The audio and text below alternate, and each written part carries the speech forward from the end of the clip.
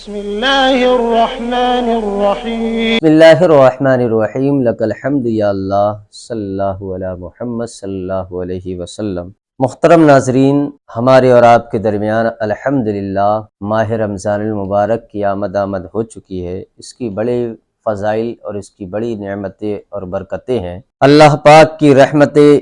اس ماہ مقدس میں عام ہوا کرتی ہیں، ہمیں اور آپ کو جتنا ہو سکے ہم لوٹ سکتے ہیں، اس لیے کہ اللہ کے رسول نے ارشاد فرمایا ہے کہ اذا کان اول لیلۃ من شہر رمضان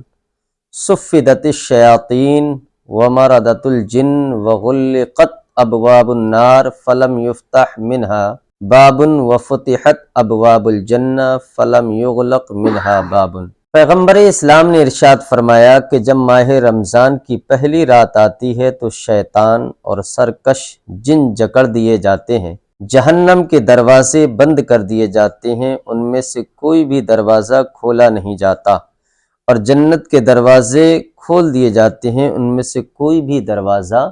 بند نہیں کیا جاتا۔ کتنا بڑا انعام ہے کہ پروردگار کا کہ اس ماہ مبارک کے اندر اتنی عبادتیں اللہ نے عطا کی، تو پروردگار یہ چاہتا ہے کہ میرے بندے کو شیطان کسی بھی طریقے سے برگلا نہ سکے، اور کہیں ایسا نہ ہو کہ اس ماہ مبارک کی عبادتوں سے میرا بندہ محروم ہو جائے۔ اس لیے پروردگار نے شیاطین اور جنات کو جکڑ رکھا ہے اس ماہ مبارک کے اندر، اور اس ماہ مبارک کی برکتیں تو دیکھیے کہ جہنم کے دروازوں پر تالا لگوا رکھا ہے پروردگار نے، اور ان میں سے کوئی بھی دروازہ نہیں کھلا، جتنے بھی جہنم کے دروازے ہیں اور جنت کے جتنے بھی دروازے ہیں وہ سارے کے سارے دروازے اس ماہ مقدس میں کھلے رہتے ہیں۔ کس قدر انعام خدا بندی ہے کہ پروردگار اپنے بندوں کو عبادت کرنے کا حکم بھی دیتا ہے، سلیقہ بھی بتا رہا ہے، طریقہ بھی بتا رہا ہے،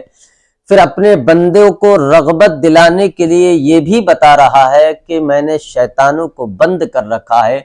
تم سے جتنا ہو سکے اپنے نفس کو اس ماہ مقدس میں کچلتے رہو، اپنے رب کی عبادت کرتے رہو، شیاطین سے اللہ نے محفوظ کر رکھا ہے۔ اب یہاں پر ایک سوال پیدا ہوتا ہے کہ کوئی بھائی یہ سوال کر سکتا ہے کہ حضرت جب شیاطین جکڑ دیے گئے، جنات جکڑ دیے گئے، پھر بھی اس کے باوجود بھی بندہ مومن گناہ کی طرف مبذول کیوں ہو جاتا ہے، راغب کیوں ہو جاتا ہے؟ تو دیکھیے یہاں پر اس سوال کا جواب یہ ہے کہ اللہ نے شیطان کو تو جکڑ رکھا ہے، جناتوں کو تو بند کر رکھا ہے، جہنم کے دروازوں کو تو بند کر دیا ہے، لیکن ایک انسان کے اندر خود ہے جسے نفس امارہ کہا جاتا ہے، جسے نفس کہا جاتا ہے۔ تو اللہ پاک نے بندہ مومن کی اس ماہ مقدس میں آزمائش کے لیے